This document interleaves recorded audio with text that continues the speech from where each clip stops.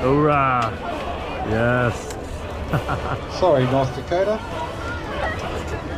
Okay, everybody has their weapons. So we have Baby Girl with a spear, Bear with dual axes, Thug has a sword and buckler combination.